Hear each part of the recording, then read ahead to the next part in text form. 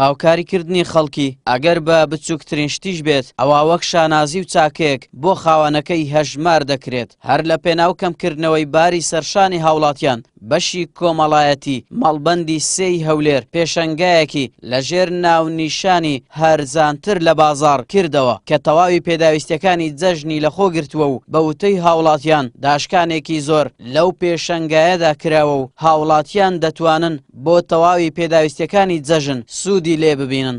پێشەنگایەکی چاکە و دەستگری خەڵکیە و یارمەتێکی باشە لەبەوە بە تایبەتی لە بۆ چینی گەنجان. ئێستا بڵێنەڕێ لەو کات و ساتەدا ئێستا گەنجان زیاتر بێپارەنا ئیمکانیەتی مادیان خراپە، ئەوە هاوکاریەکی باشی گەنجان دەکاتن، دەتوانن لێرە بە پارەکی کەم یان دەتوانن بڵێم ینی خۆیان پۆشتە پەرداخکان. مۆبایلی تێدایە و چەرەزی تێدایە و شتی مناڵان و ئافرەتان و هەموو بابەتەکان تێدا زۆر باشە و پێشەنگایە لەبەرەوەی ئافرەتی لێ و ئافرەتانی زۆر باشە. سعرەکانیشان گونجاوە لە دەرێ عیجاب هەیە بە 80 بە 90 لێرە بە 50 بە 60. کەسانی کە کەم دەرامەتن بێنە ئەو بازاڕی ئینسان دەتوانی ئەو شتانە بکردن. بابەتەکانی پێویست هەموو شتەکانی هەیە، چەرەزاتە، شمەکە، شمەکی مناڵانە، شمەکی پیاوانە، شمەکی ئافرەتانە، هەموو شتەکانی زۆر منرخەکی زۆر باشە لە خوای بە زیاد بی. ئینسان ناتوانانی بستە هەموو جێکی شتی بکڕێتن.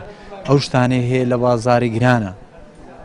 مەسەری ئێرە داشکانێکی زۆر باشیان لۆ کردیە. ئەو پێشەنگا شتێکی باشە، ئەشیاکانی هەرزانە، ئەشیاکانیان باشە، لە بازاری هەرزانترە. پێداویستەکان جێژنەی هەموو ئەشیاکانیان هەیە، پێرا و کراسە و تیشێرتە و پانتۆرە و سەرزاتە و چکولاتە و پێداویستی ئافرەتانە و شتەکان زۆر باش، گران نییە، هەرزانە. لەوەگا بازاری فەرقی زۆرە. لۆ خەرچ فەقیر عیبی نییە، هیوادارم بەردەوام بن.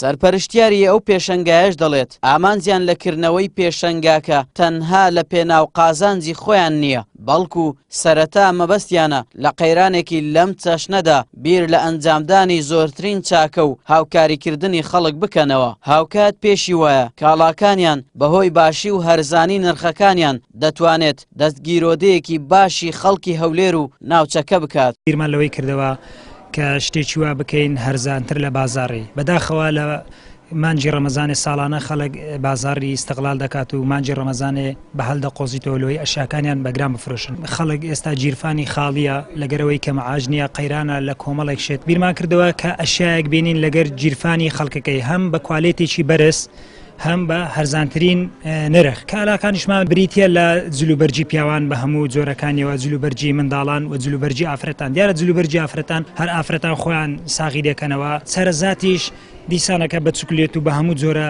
سەرزاتەکانمان هیناوە و لەگەڵ ئەوەشدا بەراورد لەگەر بازاڕی زۆر هەرزانە. هەدەفیمە ئەوەیە کە کەمترین قازانج بکەین و بەرزترین کوالێتی شێبێ و خەڵک ئیستیفادەی لێ بکات. دروستبوونی قەیرانی دارایی و بڕینی موچەی فەرمانبەران لەلایەن حکومەتی هەرێم زیاتر لە 2 ساڵە باری سەرشانی هاوڵاتیانی قورس کردووە و دەستگا و ئۆرگانەکانی کۆمەڵی ئیسلامی ناچار کردووە لە خزمەتکردنی هاوڵاتیان ماندوو نەبن و بەبێ جیاوازی زۆرترین خزمەت پێشکەش بە هاوڵاتیان بکەن. بۆ ئەمەش ڕەچاوی هیچ بیر و بۆچوونێکی حیزبی و لایەنداری ناکات، بەڵکو لای کۆمەڵ تەنها خزمەتکردنی هاوڵاتیانە بەبێ جیاوازی. ئاراس عەزیز کەناڵی پێم هەولێر.